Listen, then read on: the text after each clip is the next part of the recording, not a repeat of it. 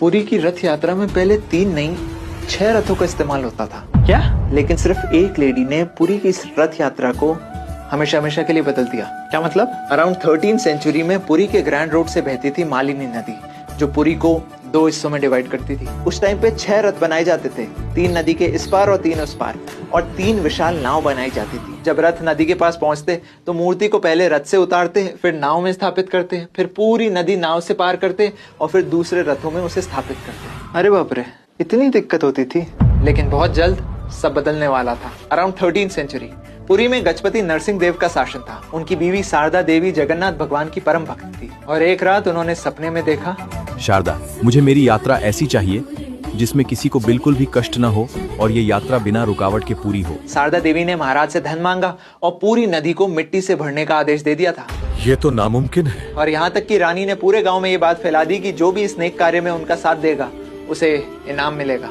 पूरा गांव आके मिट्टी भर के नदी में डालने लगा, लेकिन नदी सब निकल जाती। फिर रानी को एक और सपना आया, ये नदी मेरी भक्ति से भरेगी, किसी इनाम के लालच से नहीं। रानी ने प्रजा को ये बात बताई और फिर हुआ चमत्कार। नदी भरने लगी और राजा भी ये देख के हैरान हो गया। और तब से अब तक लगभग 900 साल से ज्यादा हो गए रथ यात्रा 6 रथों से नहीं 3 रथों से ही होती है। ऐसी कहानियां मैंने भी बहुत सुनी है, पता नहीं कितना सच है और कितना झूठ। 2018 में IIT खड़गपुर के प्रोफेसर्स ने सैटेलाइट इमेजरी और ग्राउंड रडार से देखा और उन्हें दिखा कि पुरी में जमीन के नीचे एक नदी दबी है जो कि 128 मीटर वाइड है। ये मैसेज है पूरी दुनिया के लिए कि अगर कोई भी कार्य बिना स्वार्थ के पूरी श्रद्धा से करो तो उसमें सफलता निश्चित है।